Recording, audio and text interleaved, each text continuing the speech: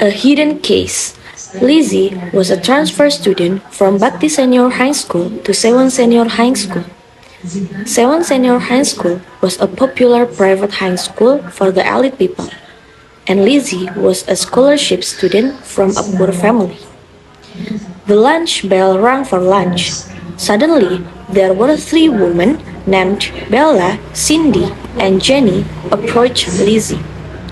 "You are a scholar student who can afford it? No wonder you look so bad," says Cindy to Lizzie. They disturbed Lizzie during lunch by discarding her lunchbox.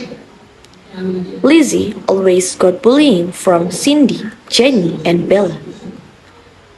Even they spilled milk in Lizzie's hair and locked up Lizzie in the bathroom.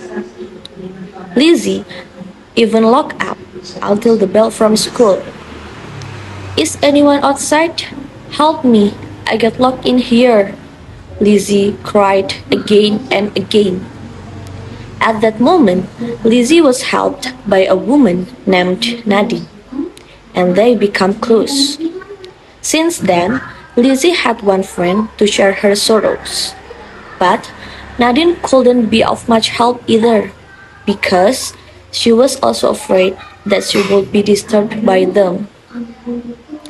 One day, during rest time, Lizzie went to the roof of the school when Nadine wasn't there.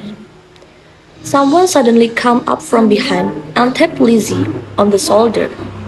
Turns out they are Cindy, Jenny, and Bella. They took Lizzie's lunchbox and dumped it on her face. They also disturbed Lizzie by cutting Lizzie's hair.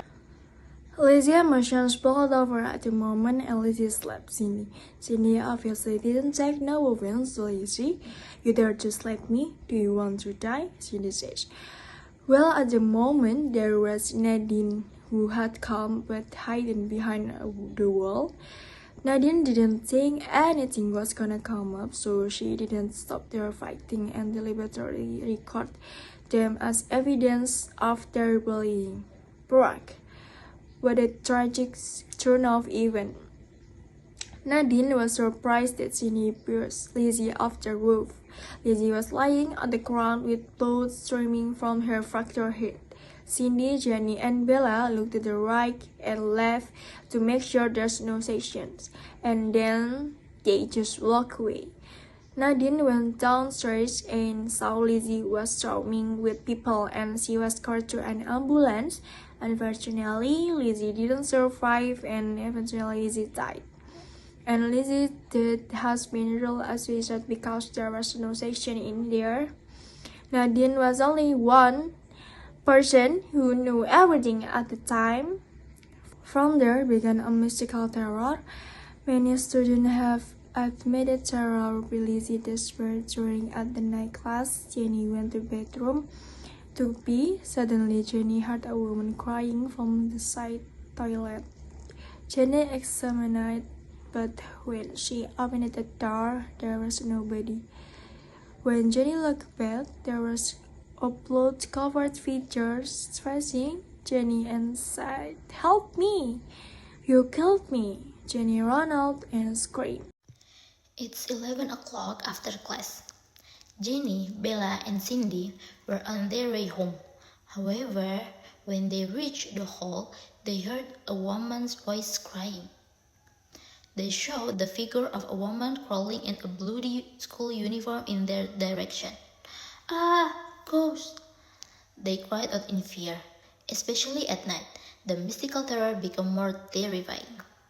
During night classes, many students and teachers often heard strange noises. Even empty tables and empty chairs often moved alone. Nadine finally ventured to speak up about the truth. She felt that the terror going on in the school is a form of injustice that Lizzie felt. One morning, Nadine went to the school violence protection committee and told her teacher what had happened.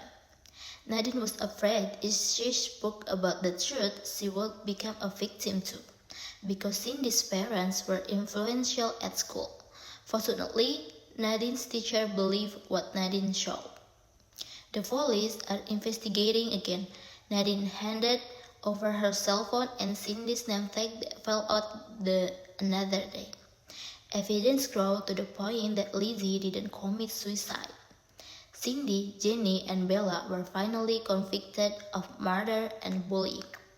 They have been sentenced to 5 years in prison. Cindy's father was even fired as principal and her image in public was corrupt. One day, exactly Lizzie passed away, the teacher and student had a ceremonial tribute. They hoped by this ceremony, Lizzie's spirit would be calmer and the mystical terror that occurred at the school could be stopped. The teacher also gave more education and protection about bullying and sexual harassment in order to avoid the same kind of accident all over again.